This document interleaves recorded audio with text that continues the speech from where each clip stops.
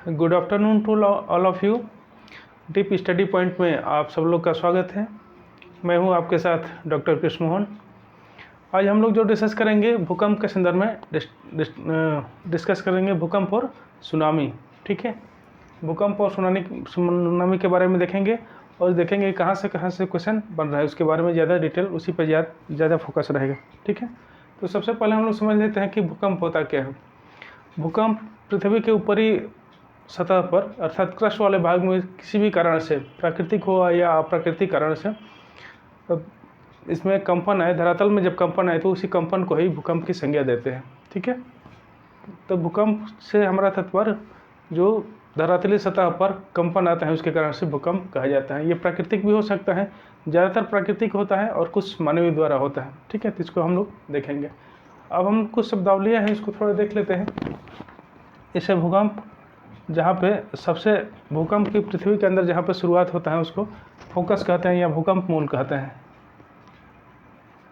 भूकंप मूल, ठीक है, इंग्लिश में इसको फोकस भी कहते हैं।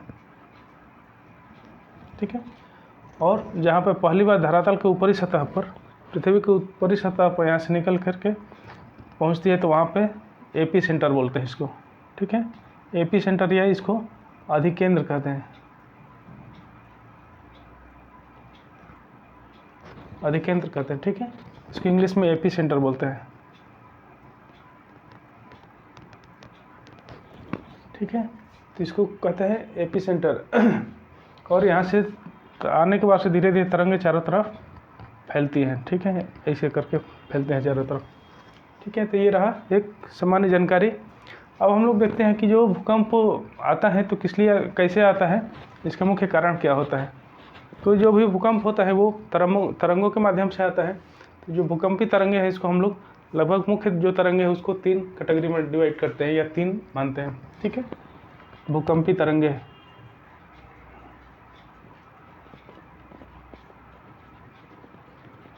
भूकंपी तरंगे तीन है। जो पहला है पी वेव से या पी तरंगे। ठीक है, दूसरा है एस तरंगे और तीसरा है एल तरंगे। ठीक है,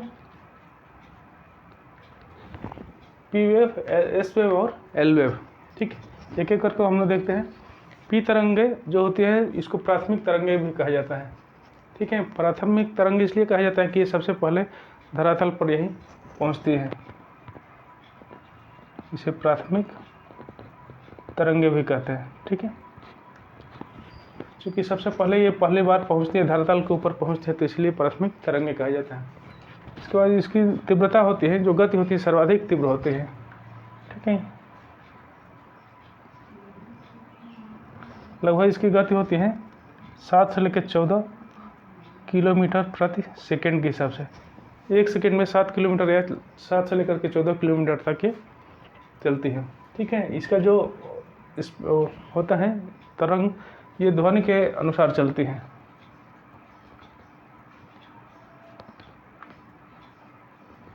ध्वनि की तरह ये ध्वनि कैसे चलता है, आगे पीछे करके लंबा लंबा होता है। ठीक है, कभी सिकुड़ता है, कभी फैलता है, आगे पर ऐसे करके आगे पीछे करके चलता है। इसलिए ध्वनि तरंगों की भांति इसका जो तरंग होता है। ठीक है, इसीलिए इसको लॉन्गिट्यूडनल भी तरंग कहते हैं या अनुदैर्ध्य।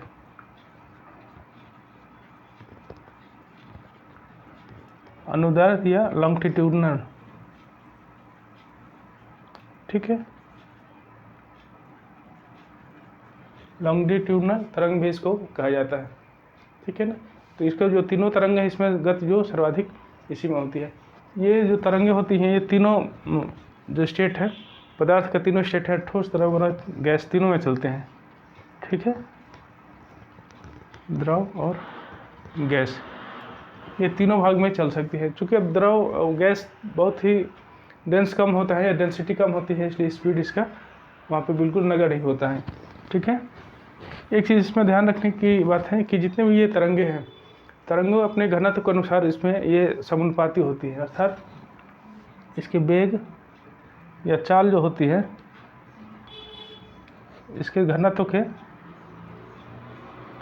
समानुपाती होती है। अर्थात कहने का तात्पर्य है कि जो जिस भाग में चलती है उसका घनत्व यदि ज़्यादा हो तो स्पीड इसकी ज़्यादा होगी, और जिस स्पीड घनत्व कम होगा तो इसका चाल या वेग भी कम हो जाएगा। ठीक है, तो इसकी चीज़ को ध्यान रखिएगा। अगला जो तरंगे हैं, एस तरंगे, ठीक है, इसको द्वितीयक तरंगे भी कहते हैं। द्वितीयक तरंग इसलिए कहते हैं कि ये प्राथमिक पी वेव आने के पश्चात ये तरंग आती है। ठीक है, इसलिए इसको द्वितीयक तरंग या गौण तरंगे भी कहते हैं। ठीक है, गौण तरंगे भी इसको कहा जाता है। इसकी जो स्पीड होती है पी वेव से कुछ कम होती है। ठीक है, इसका जो वेग होता है कितना होता है, लगभग जो एस वेव होता है इसके लगभग 1.7 गुना पी का होता है। ठीक है, तो इससे समझ लीजिए कि एस का कम होता है। ठीक है, और ये प्रकाश की चाल के अनुसार चलते हैं। प्रकाश जैसे इसके जो तरंगे हैं, प्रकाश की तरंग कैसे चलता है, आगे पीछे करके आड़ी तिरछा चलता है। ठीक है, इसलिए इसके आड़ी तरंगे भी कहते हैं। ठीक है, आड़ी तरंगे भी इसको कहा जाता है। यही कारण है कि इसकी सबसे विशेषता होती है कि ये जो द्रव भाग में नहीं चलती हैं, केवल ठोस में चलते हैं। ये केवल ठोस भाग में चलती हैं, द्रव में नहीं चलती हैं। ठीक है, जहाँ द्रव आएगा तो वहाँ पे ये लुप्त हो जाएंगी। ठीक है, यही कारण है कि इसी की वजह से जो पृथ्वी की आंतरिक संरचना जिस भाग में लिक्विड होता है वहाँ पर नहीं चलती है, तो इसका संरचना का पता चलता है। ठीक है, जो तरंगे हैं, एल तरंगे हैं, इसको धरातली तरंगे कहते हैं। धरातली तरंगे इसको कहा जाता है क्योंकि ये केवल पृथ्वी के ऊपरी भाग में ही चलती हैं, इसलिए धरातली कहा जाता है। ठीक है, ये ऊपरी भाग में ही केवल चलती हैं। ठीक है, ज़्यादा चीज़ क्लास में ही याद हो जाएगा सारा चीज़, क्योंकि एक दूसरे से इतना रिलेटेड है कि ऐसे ही पता चल जाएगा। ठीक है, तो इसको धरातली तरंगे भी कहते हैं। इसका स्पीड सबसे कम होता है। ठीक है, ये अपेक्षाकृत गति या वेग कहिए कम होता है। ठीक है, ये सबसे लास्ट में पहुंचती है, लेकिन ये सर्वाधिक विनाशकारी होती है।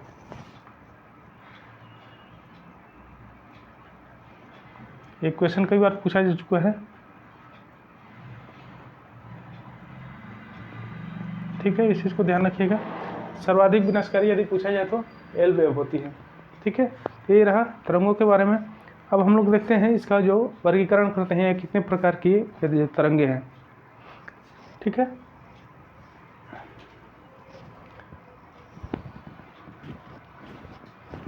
सर ये जो भूकंप है, भूकंप कितने प्रकार का है, तरंगे नहीं, तरंगे तो देखिए भूकंप के प्रकार। ठीक है,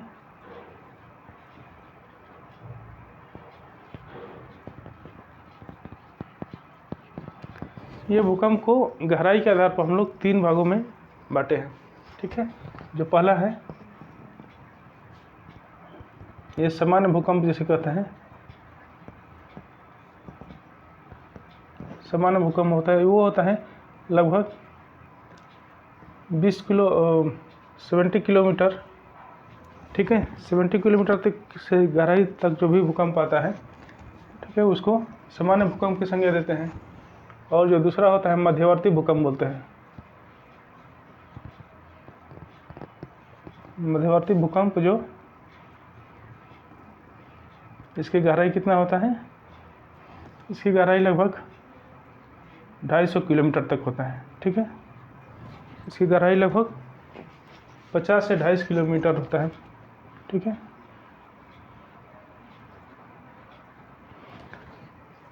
पचास से 250 किलोमीटर जिसकी गहराई जो भूकंप मूल होता है जहाँ से उत्पन्न होती है। ठीक है, इस मूल के आधार पर ये किया गया है। ठीक है, जहाँ से भूकंप उत्पन्न होता है। और जो तीसरा है गहरे मूल के भूकंप,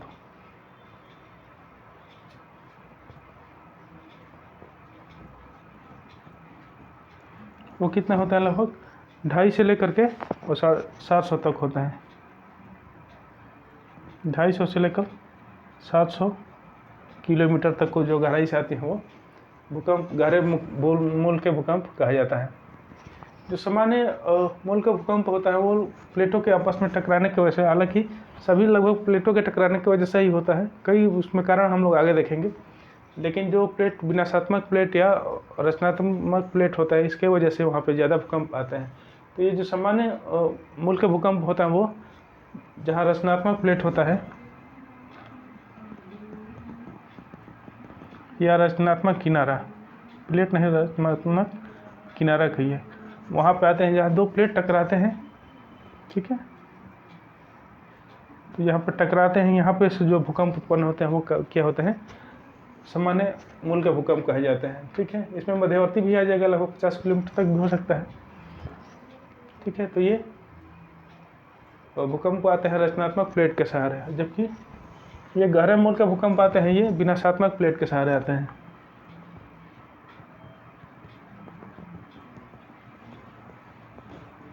ठीक है, विनाशात्मक किनारे के सहारे ही इस प्रकार के भूकंप आते हैं जिसकी गहराई काफ़ी ज़्यादा होती है। प्लेट जैसे है नीचे चले जाते हैं, स्ट्रेटोस्फीयर में ही चले जाते हैं, वहाँ पिघल कर स्ट्रेटोस्फीयर से भी नीचे से भी ये भूकंप, इसका जो भूकंप मूल होता है वो आता है। ठीक है, इस प्रकार से ये भूकंप का जो फॉर्मेशन है।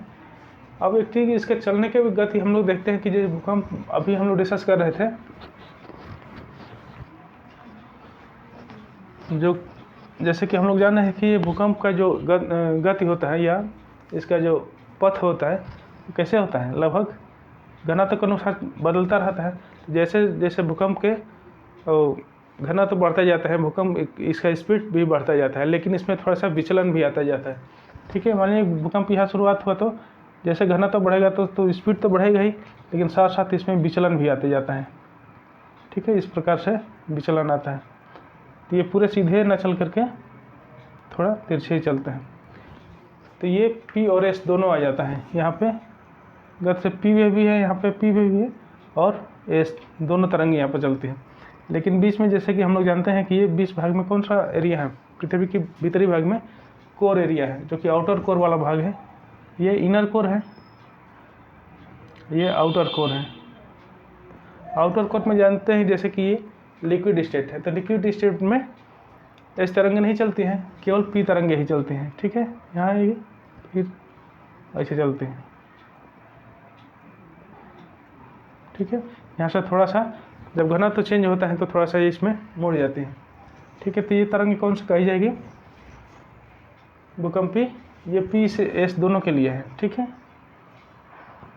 यहाँ पे भी पी एस दोनों तरंगे यहाँ इस पूरे भाग में चलती हैं यहाँ से, और ये भाग है केवल, और आएगी तरंग तो फिर ऐसे मुड़ जाती है। तो ये वाला जो भाग होता है इसमें कोई भी तरंग नहीं चलती है, दोनों के लिए शैडो क्षेत्र हो जाता है या छाया क्षेत्र इसको बोलते हैं। ये पी एस दोनों के लिए छाया क्षेत्र है। ठीक है, और इसके बाद से यहाँ पे पी तरंगे आती हैं यहाँ से, लेकिन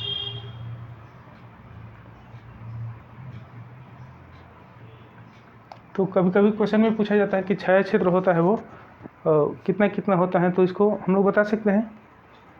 छाया क्षेत्र जो कि 105 से लेकर 145 के बीच में होता है। ठीक है, 105 से 145 डिग्री पे ये छाया क्षेत्र होता है। ये दोनों के लिए शैडो क्षेत्र होता है, इसमें कोई भी तरंग नहीं आती है, ये वाला भाग और दोनों तरफ है। ठीक है, तो इस प्रकार ये इसका जो पथ होता है पृथ्वी के आंतरिक भाग में, इस प्रकार के जो पी और एस का संचलन होता है। ठीक है ना, अगला जो टॉपिक है इसका कारण हम लोग देखते हैं कि ये भूकंप क्यों आते हैं। ठीक है,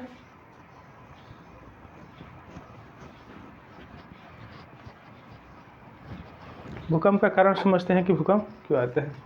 तो दो कारण इसके होता है, एक तो होगा प्राकृतिक, ठीक है, और दूसरा मानवीय जनित कारणों से भी आते हैं। ठीक है, मानवीय जनित कारणों से भी आते हैं। मानवीय जनित में ये बांध या जलाशय का हम लोग निर्माण करते हैं, बांध या जलाशय का। ठीक है, तो इसके भी जब जलाशय एक जगह इकट्ठा हो जाता है, पानी इकट्ठा होता है, तो इसमें भार के कारण से भी इसमें भूकंप आता है। ठीक है, और दूसरा है परमाणु परीक्षण।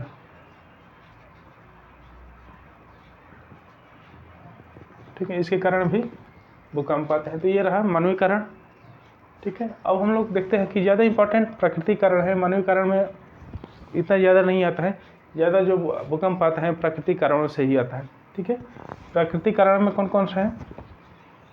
पहला है जो संतुलन में अव्यवस्था होता है, जो पृथ्वी की जो धरातल है उसमें संतुलन में अव्यवस्था। ये क्या होता है? संतुलन में अव्यवस्था जैसे जानते हैं कि जो पृथ्वी के ऊपरी सतह पर हमेशा कई तरह से जो गतियाँ होती है, आंतरिक गति भी होती है, उसके साथ साथ जो बाह्यवर्ती भी गति होती है। तो ठीक है, तो इसमें जो हम लोग पिछले चैप्टर में पढ़ चुके हैं कौन कौन सा है, जो बहिर्वर्ती में है, जैसे कि पवन के द्वारा, जल के द्वारा, हिमानी के द्वारा। तो ये एक जगह से अपर्दन करके दूसरे जगह स्थान पर ले करके जमा करते रहते हैं, तो इसमें भी संतुलन अव्यवस्था हो जाता है। ठीक है, जैसे ऊपरी भाग पे कटाव करके नीचे भाग में जमा किया जाएगा तो यहाँ पे क्या हो जाएगा, यहाँ भार बढ़ जाएगा जबकि यहाँ भार कम हो जाता है। तो इसमें भी असंतुलन आने लगता है। तो इस असंतुलन के कारण से भी भूकंप का आता है। ठीक है, अगला है प्लेटों का संचलन।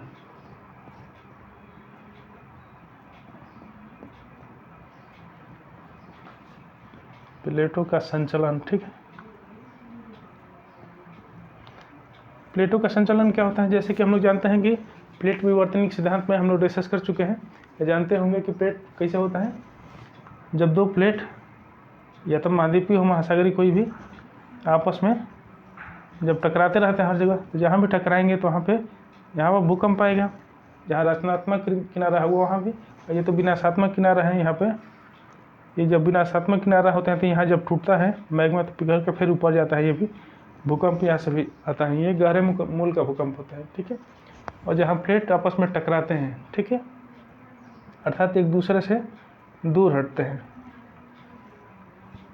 ठीक है, यहाँ से मैग्मा आता है, तो जब दूर भी हटते हैं या रचनात्मक किनारे भी, तो यहाँ भी जब मैग्मा ऊपर आता है तो यहाँ भी जम जाता है धीरे धीरे, तो यहाँ भी भूकंप आता है। ठीक है, सामान्य प्रकृति का ही भूकंप आते हैं, लेकिन यहाँ भी भूकंप आता है। ठीक है, तो प्लेटों के संचलन के कारण भी भूकंप आता है। ठीक है, यहाँ से भी क्वेश्चन बनता है, ये स्टेटमेंट के रूप में कभी देता है, तो इसको भी ध्यान रखिएगा। अब देखते हैं प्लेटों के संचलन में भ्रंशन के कारण भी होता है। जब चट्टानों में टूट फूट की क्रिया होती है, टूट फूट मतलब कि एक बृहदाकार रूप में, ठीक है, जब टूट फूट होता है या टूटता है तो उसके कारण भी भ्रंशन आता है। ठीक है, तो ये छोटे भाग में नहीं भ्रंशन के कारण नहीं आता है, जबकि एक बहुत बड़ा भाग स्थलखंड का बहुत बड़ा भाग टूटता है तो उसमें इस प्रकार की घटनाएं देखने को मिलते हैं। इसके साथ साथ ज्वालामुखी के कारण भी होता है।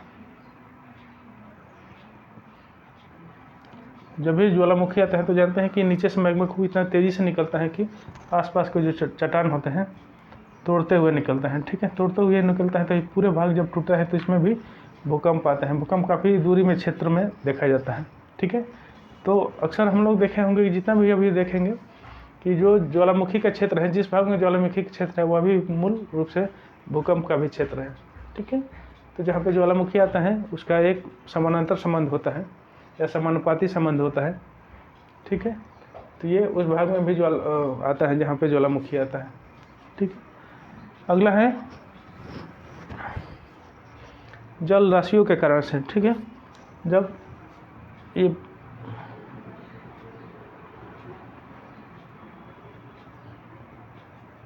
जल राशियों का दबाव, ठीक है, ये क्या चीज़ होता है? जैसे कि अभी हम लोग देख रहे थे कि बांध और जलाशय होता है, तो इसके कारण भी होता है कि जहाँ बांध रहते हैं तो पानी ज़्यादा इकट्ठा होता है तो उसका दबाव बढ़ जाता है। ऐसे ही कई होता है कि प्राकृतिक कारणों से भी जल राशियों जब बनते हैं एक जगह पे, या फिर समुद्र में भी जल राशियों में वृद्धि या कमी होती है तो वो उसके कारण भी संतुलन स्थापित करने की कोशिश करते हैं, तो उसके कारण भी भूकंप आता है। ठीक है, तो ये रहा मुख्य रूप से भूकंप का कारण। ठीक है, अब इससे कुछ क्वेश्चन कभी कभी पूछे जाते हैं, इसके सिद्धांत से भी क्वेश्चन पूछे जाते हैं। सिद्धांत हालांकि बहुत ही इसके सिद्धांत नहीं है, एक सिद्धांत है काफ़ी इम्पोर्टेंट है। ये कई तरह से भी क्वेश्चन पूछा जाता है कि भूकंप का जो सिद्धांत है किसने प्रतिपादित किया है, या फिर एक क्वेश्चन पूछा जाता है कि ये भूकंप का जो सिद्धांत प्रतिपादन किया गया है किस आधार पर बेस्ड है। ठीक है, तो हम लोग देखते हैं, एक है प्रत्यास्थ पुनश्चलन सिद्धांत, ठीक है। एक है इसका प्रत्यास्थ पुनश्चलन सिद्धांत, ठीक है। ये रीड महोदय द्वारा दिया गया है। ये याद रखिएगा, रीड द्वारा दिया गया है। यही क्वेश्चन डायरेक्ट ही पूछता है कि प्रत्यास्थ पुनश्चलन सिद्धांत किसके द्वारा दिया गया, तो रीड द्वारा दिया गया है, या फिर कभी कभी पूछ देते हैं कि रीड द्वारा कौन सा सिद्धांत का प्रतिपादन किया गया है, ठीक है। ये जो सिद्धांत है मुख्य रूप से तनाव शक्ति पर आधारित था। ये पूछा गया है कि ये इसका आधार क्या है,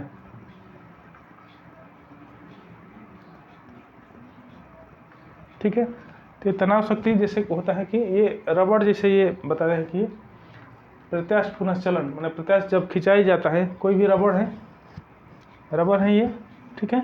इसको यदि खींचा जाएगा तो क्या होगा, ये फैलेगा, फैल के यहाँ तक आ जाएगा, ये भी फैलेगा यहाँ तक, लेकिन एक ऐसा सीमा आएगा कि इतना ज़्यादा ये मतलब कि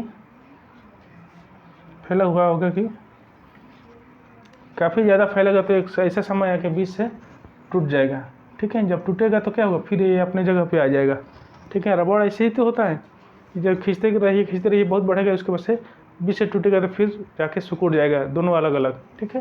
तो जब पूरा एक जगह पर सिकुड़ता है तो भूकंप का आता है, ठीक है। तो इसी सिद्धांत पर ये आधारित है। इसको कहा जाता है तनाव शक्ति पर आधारित ये भूकंप का पुनश्चलन सिद्धांत है, ठीक है। तो ये रहा सिद्धांत से संबंधित। अब हम लोग देखते हैं इसको कि भूकंप का मापन कैसे किया जाता है, ठीक है। इससे भी क्वेश्चन आता है भूकंप के मापने से कि कौन कौन से पैमाने पर नापा जाता है, इसका स्केल क्या होता है, कैसे होता है, ठीक है। तो सर्वप्रथम अभी से नहीं, आज से लगभग 134 ईसा पूर्व नहीं बल्कि एडी में, आफ्टर क्राइस्ट में, ये एक चीन के एक विद्वान थे, हैंग सेंग, ठीक है। हैंग सेंग ये चाइना के थे, ठीक है। हैंग सेंग, ठीक है। कई तरह से नाम लिखा रहा है, चेंग हैंग भी इसको लिखा रहता है इंग्लिश में, ये ऐसे ही याद रखें, चेंग हैंग या चेंग सेंग, ठीक है।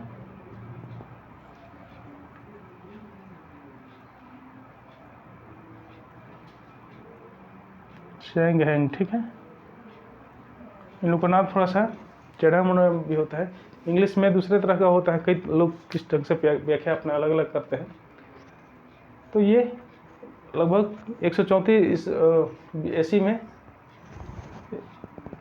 एडी में, ये अपना एक सूचक भूकंप सूचक तंत्र, ठीक है, सूचक उपकरण का किए थे, ठीक है। इसका मापन का प्रयास किए थे, सर्वप्रथम इन्हीं के द्वारा किया गया था। ये कई बार ये क्वेश्चन ये पूछा गया था, शायद DSSP में क्वेश्चन पूछा गया था, ठीक है। DSSP में ये क्वेश्चन पूछा गया था कि इस आज से 134 साल, सॉरी 134 नहीं, 134 AD में कौन सा मापन के भूकंप सूचक मापन के लिए कौन प्रतिपादन किया था, ठीक है। सूचक यंत्र का प्रतिपादन या उसका कौन खोज किया था, तो इन्होंने भी किया था, ठीक है। लेकिन हम लोग जो अभी वर्तमान समय में मापन किया जा रहा है, वैज्ञानिक ढंग से मापन किया जा रहा है, तो वो क्या है, इसका जो मापक है, कौन कौन सा मापक है इसका, 2 मापक है, एक रिक्टर मापक है, ठीक है, और दूसरा है मर्केली,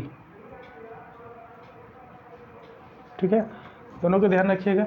ये रिक्टर स्केल है, इसकी भूकंप की तीव्रता को मापता है, ठीक है। इसमें तीव्रता मापता है, ये परिमाणात्मक है,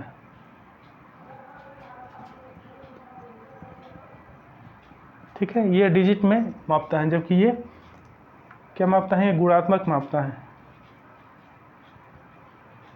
गुणात्मक अर्थात ये विनाशकार इसका प्रभाव मापता है। यह है कि इसका तीव्रता मापता है, जबकि ये मर्केली स्केल पे इसका प्रभाव को भी मापन किया जाता है। ठीक है, इसका जो रिक्टर स्केल का होता है 0 से लेकर के 9 तक पैमाने बने होते हैं। ठीक है, और वो जो पैमाना होता है कि मान लीजिए 1 से 2 है, तो 1 के अपेक्षा ये 2 कितना गुना, लगभग 10 गुना होगा। फिर है 2 से 3 कितना हो जाएगा, ये 100 गुना हो जाएगा। ठीक है, इस तरह से ये लॉगरिथम रूप में बढ़ता रहता है, स्पीड इसका लॉगरिथम रूप में बढ़ेगा। ठीक है, तो इसको ध्यान रखना होगा कि ये क्वेश्चन में कई बार पूछा गया है कि ये किस ढंग से इसका स्पीड बढ़ते रहता है। ठीक है, ऐसा नहीं है कि 1 है 2 लिखा गया है तो जितना 1 का तीव्रता होगा ये 2 है तो 2 गुना हो जाए, 2 गुना नहीं होगा बल्कि 10 गुना आगे होगा इसका। ठीक है, तो ये इसको रिक्टर स्केल कहा जाता है। और मर्केली स्केल पर क्या नापा जाता है, मर्केली स्केल पर इसका जो प्रभाव नापा जाता है कि कितना नुकसान हुआ। ठीक है, इसलिए इसको क्या कहा जाता है, गुणात्मक होता है। ये लगभग 0 से लेकर के 12 तक के पैमाना के बीच में ये मापन करता है। ठीक है, ये जो पैमाना होता है 0 से जब 2 से कम इसका रिक्टर स्केल पे 2 से कम भूकंप आता है तो इसको नगण्य माना जाता है या भूकंप नहीं माना जाता है। ठीक है, भूकंप इसको ये माना जाता है कि भूकंप नहीं है 2 से। ठीक है, अब 2 से ज़्यादा अधिक होते हैं तो उसको भूकंप की संज्ञा दिया जाता है।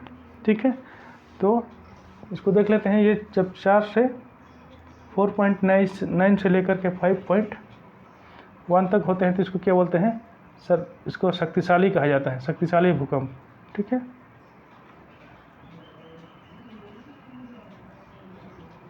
4.9 से 5.1 होगा तो इसको शक्तिशाली भूकंप कहा जाएगा। ठीक है, 4.1 नहीं 4.4 है, 6.2 होगा तो इसको क्या कहा जाएगा, इसको विनाशकारी कहा जाएगा, ये विध्वंसक कहा जाएगा। इसको याद कर लीजिएगा, ये क्वेश्चन पूछा जाता है। ठीक है, विध्वंसक होता है। और जब इससे अधिक होता है अर्थात 7 से 7.8 होता है तो इसको क्या कहा जाता है, ये विनाशकारी इसको कहा जाता है।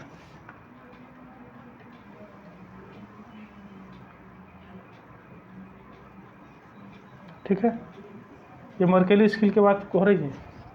ठीक है, इसके बाद से 8.1 होता है तो इसको प्रलयंकारी कहा जाता है।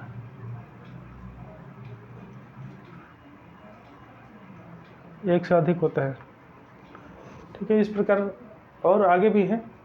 तो इस प्रकार से ये दिया गया है। क्वेश्चन एक बार आया हुआ था, इसको इस ढंग से आता है, क्वेश्चन मिलाने के लिए आएगा। ठीक है, ये एक तरफ एक लाइन में दे देगा और दूसरी लाइन में इसको दे देगा।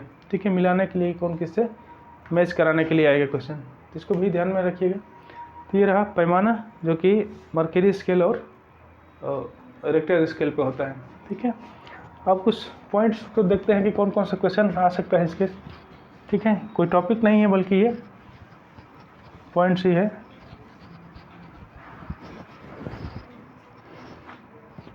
पॉइंट जैसे इसके भूकंप छाया क्षेत्र होता है तो हम लोग डिस्कस किए थे कि 105 से लेकर के 100 छाया क्षेत्र कितना था, 105 से लेकर के 145 के बीच में जो होता है भूकंप रहित होता है। कोई भी भूकंप नहीं आता है इसमें, ना पी वेव आता है नहीं एस वेव। ठीक है, और पहली बार एक विद्वान थे भूकंपी तीव्रता के आधार पर या भूकंपी तरंगों के आधार पर भूकंपी तरंगों के आधार पर पृथ्वी का त्रिज्या मापन कार्य किए थे। पृथ्वी का त्रिज्या मापने के कार्य किए थे। कौन किया था, ये गुटेनबर्ग महोदय ने किए थे। ठीक है, गुटेनबर्ग महोदय एक थे, तरंगों के आधार पर पृथ्वी त्रिज्या निकालने की कोशिश किए थे। अब है लास्ट है सुनामी। देखते हैं हम लोग कि सुनामी क्या होता है।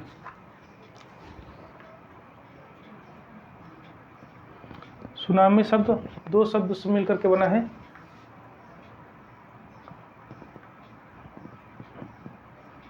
ठीक है, सुनामी। सुनामी का अर्थ होता है, ये जापानी भाषा का शब्द है। पूछा गया है क्वेश्चन, ये किस भाषा का शब्द होता है, ये जापानी भाषा का शब्द है, ये याद रखिएगा। ये दो शब्द से मिलकर बना है, सु और नामी। सु का अर्थ होता है बंदरगाह या पतन, या पतन, ठीक है।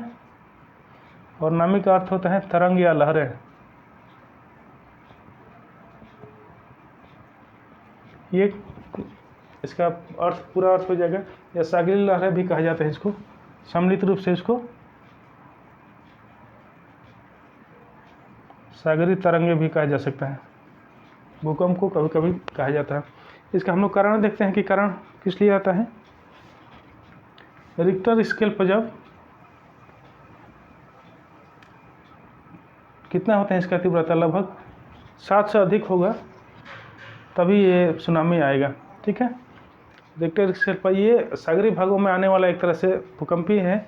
भूकंप के द्वारा क्या होता है, सागरीय लहरें होती काफ़ी तेज़, उसमें लहरें उठने लगती है और धरातल पर भी पहुंच जाती हैं, काफ़ी ये विनाशकारी होती है, ठीक है। तो इसको सुनामी कहा जाता है। अब इसको देखते हैं हम लोग कि सुनामी के कारण क्या है, ठीक है। सुनामी आता किस लिए है, कारण, ठीक है। इसका जो कि आने का मुख्य कारण होता है कि तली में भ्रंशन होता है, ठीक है। भ्रंशन के कारण अभी जो सागरीय तली है वो भ्रंशन के कारण अभी इसमें तीव्रता आता है। इसके साथ साथ प्लेटों का संचलन है,